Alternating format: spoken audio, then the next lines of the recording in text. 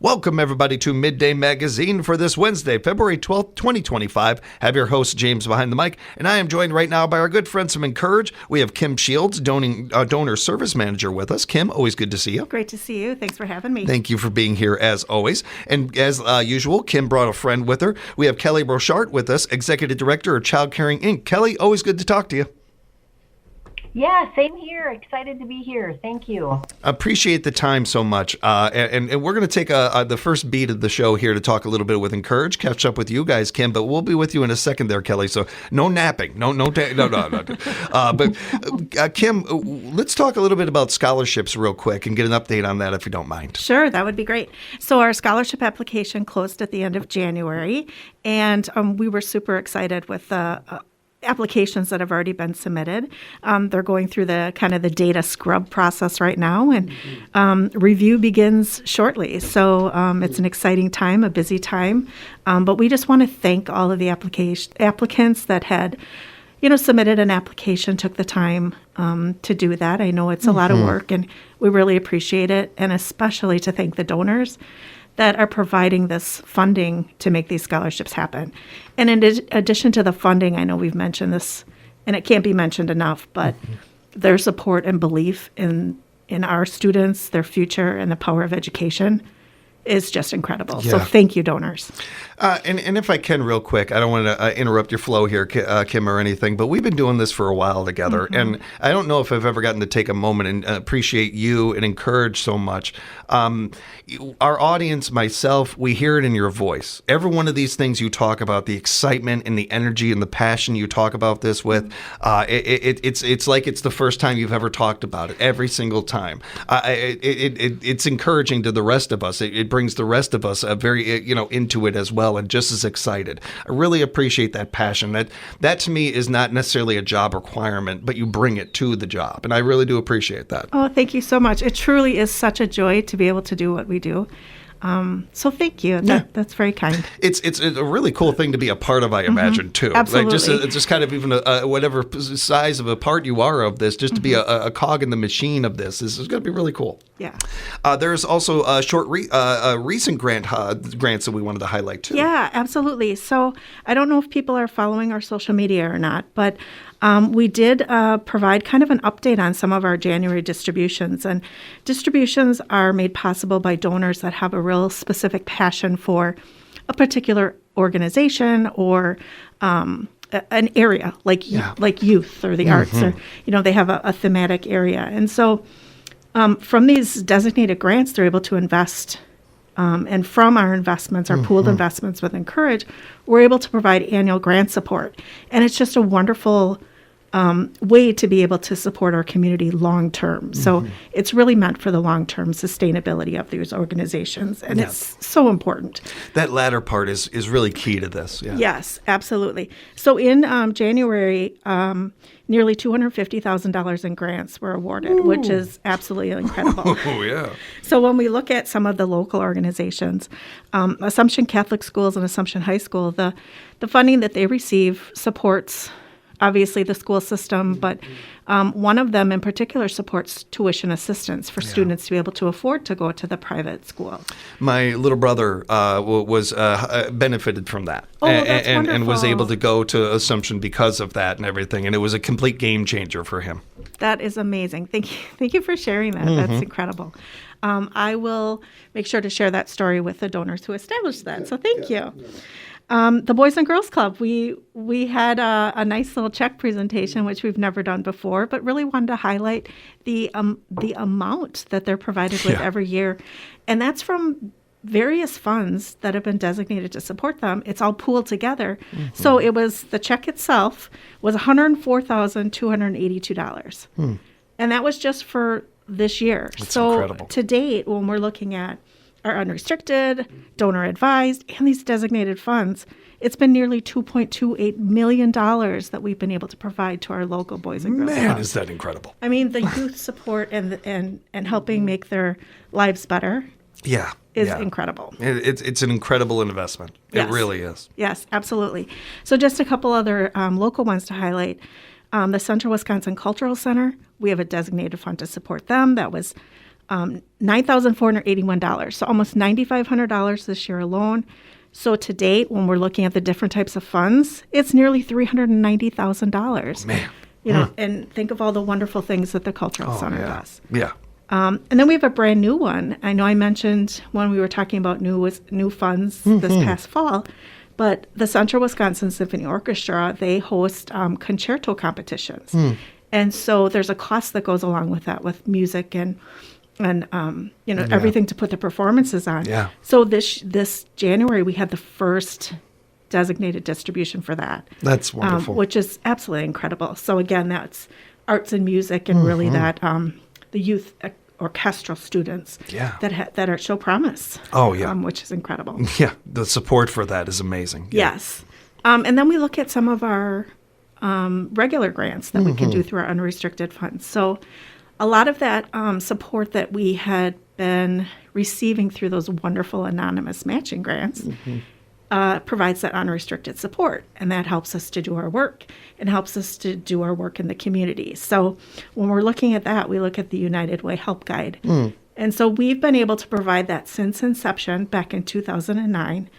It's been almost $16,000 over that entire time to put that on, but it is just such a privilege to be able to partner with United Way to produce that help guide, print it, and have it available to so many residents in need. To think of how many people that has probably helped over the years. I don't even know you can come up with a number, That's incredible. That's really something. And my understanding is that last year, all of the brochures were distributed and, they're used. They're well used and well needed. And we have Terry, CEO of the United Way, on with us a lot, and we talk about this and how those kind of grants, the impact that they can make and help them do the work that they are doing.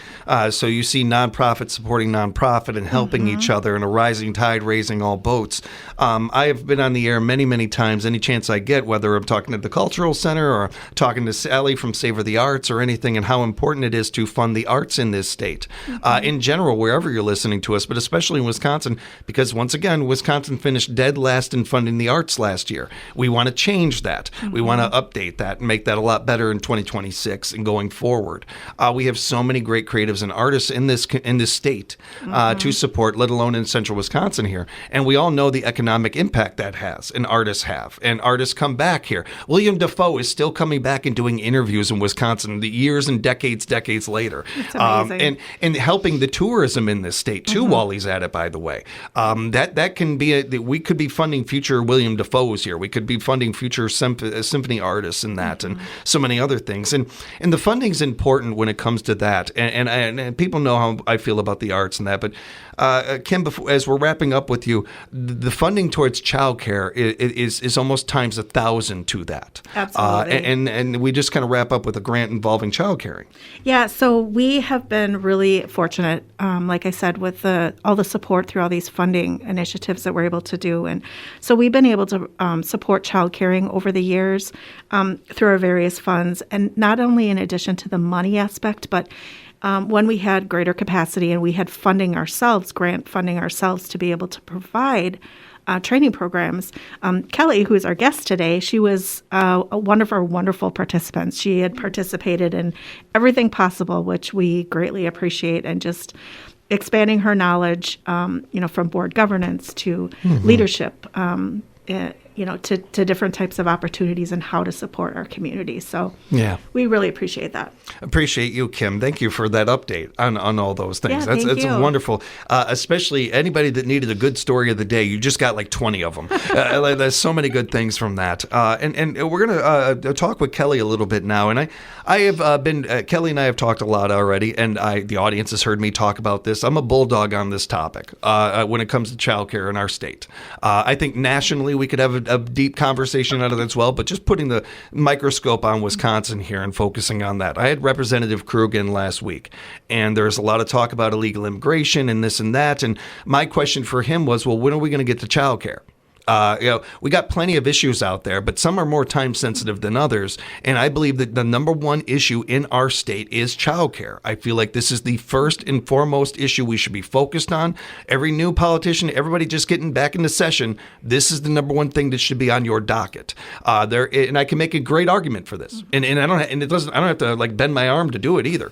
It affects every single aspect of our economy, of our lives. There are so many people out there that could be in the workforce right now that are not able to be because of childcare, and so many other things that Kelly could word without my passion and me getting on a soapbox. Kelly, thank you very much for being here. Thank you, James. I so appreciate your passion and advocacy around early childhood. Thank you. When it comes to child caring, how does child caring help our community, Kelly? Yeah, child caring has been around. Kim and I actually used to work together at the CCR&R 20 years ago, but the child care resource and referral agencies like us have been around 30 plus years in the state of Wisconsin. We're here to support quality early care and education by empowering those individuals who care for and nurture kids. So we're here to support child care providers. We're here to support families. We really help anybody who has an interest in coming into the field of early childhood. We can help with finding position at a child care center. We can help people who want to, offer child care in their home. We're here really to support those individuals, make it easier to provide child care if you have a passion for young kids. And then we're also helping families. So if you're maybe you're not interested in providing child care, but you are a young parent who has kids and you need to work, which many families do. We're here to help you find quality child care that best fits the needs of you and your family. So we not only help families find care, locate the openings in child care, we also have programs that help families pay for care, because we know that child care affordability is an issue. It's very, very expensive. And so there are lots of great programs locally as well as, at the state level to help pay for child care. There's so many, good people out there that are looking for avenues of where do I go? I want to have a career, not a job. I want to put into my community. I want to do good, and come to child caring as a resource. Oh, this could be my future. This could be my career. Having somebody to kind of give you a hand with that, whether it is where to go from there, from high school or on, or even as if you're older and you're well out of high school or college and you'd like to get into child caring or get into this field, they're there to help Kelly and her team. And then there is the parents out there and the people out there that, I think all of us can relate to a little bit, even if you aren't a parent, can relate to the idea of I have prepared, I have read self-help books, I have practiced changing diapers, I am ready to go, and then that kid shows up, and you're like, oh God, I forgot everything. I don't don't even remember their name. What is going on? The world is upside down. It is just such a great thing to be able to have that in your back pocket, child caring, and have an organization like you guys are there, Kelly, where parents that are questioning things, parents that are just maybe even need somebody to just talk to and just be able to vent about something. And I'm not sure about this. Well, it's just going to be okay. Every kid does that, and whatever the case might be. Yes, absolutely. I love that we have people that answer the phone. We are accessible through social media. We have experienced staff that have, knowledge of child development, and they've all worked in child care programs themselves. So a lot of great support among our staff. And those Good Start grants give every reason for an incentive for people to be able to get into this industry, which we really do need, and we need more and more of. And it kind of leads us into the current landscape of childcare. And how does that look, Kelly? Yeah, I would love to come on and talk with you, James, and say hey, we finally solved the affordability and the accessibility issues with childcare. Unfortunately, the issues that Kim and I dealt with 20 years ago are still present, and things that we're working through today. So, we're still working on the cost of care because, child care is not supported in any other ways, really, but the private pay of the families utilizing the care. So it's very expensive. So we continue to deal with costs as high as $200, $250 a week to pay for, quality regulated child care for a family, and that's for one child. So again, the cost of care is still a significant issue. We've dealt with this just significant decline in the numbers of regulated programs. We've lost over 50%, I think in Wood County specifically. We're talking about a 60% decline in the number of regulated programs over the last decade. And most recently with COVID and the pandemic, when child care providers were deemed essential to the workforce, obviously, because you need good child care to work, we have programs, child care centers, who continue to have closed classrooms because they can't find staff. So while the average pay of child care providers has increased slightly, as many, many other professions have had to, raise what they're paying people, we still are dealing with an underpaid workforce, right? Like in very little benefits and wages for our child care providers. So that's what's leading to this shortage of child care workforce and closed classrooms among our child care programs. So that, the state of child care today is still in need of much support. We need more community collaborations. We need more people talking about it and advocating for the needs of our, youngest citizens. Well said. Speaking with Kim Shields from InCourage and Kelly Borchardt from Executive Director of Child Caring Inc. And Kelly, who are the Wood County Child Care Task Force members and what is their focus? Yeah, thank you for asking about that. We have been so fortunate in Wood County to have a group of people coming together for the last couple of years, really as a result of a grant, a strategic planning grant that was received by the Wood County Health Department. So that allowed us to pull together members of a lot of different sectors. So we have child care programs represented on that task force. We have the chambers represented. We have Synergy. We have health department, lots of health department support, Mid-State Technical College, the public schools, United Way, just a broad range of people coming together to really try to figure out how can child care be supported at the local level. That's excellent. Thank you for that, Kelly. Appreciate that. What are the ARPA funds specifically supporting? Yeah, so as a result of our work among our task force, we were able to, it took us a long time, I'm not going to lie, this took 18 to 20 months for us to work with the Wood County Board to request funding through the American Rescue Plan Act dollars that each county had received as a result of the pandemic. And way to go, Wood County board members who saw that child care needed help and that they were able to sit down with us and really let us help to define what that could look like for child care. And so one of the areas that we, as a task force, really the health department received the funds. The funding flowed down to child caring as the local resource and referral, the local, 501c3 organization helping to support child care. And we were able to put some very significant amount of funds into these capacity building grants. And so we have an opportunity for really anybody who's interested in opening a child care program to apply for up to $100,000 grant to support the efforts of opening a child care program, or for an existing program. I mean, we have many great, group child care programs in the Wood County area, and if so they were interested in opening additional slots at their site or opening another site, these would be there to support them. And so $100,000 is a significant amount of money to help jumpstart a child care program. Yeah, incredible funds. These funds are being put to incredible work and vital work. And Kelly, before we let you go, just one last question. What are you hoping to see for Wisconsin legislators' priorities, including state budget requests?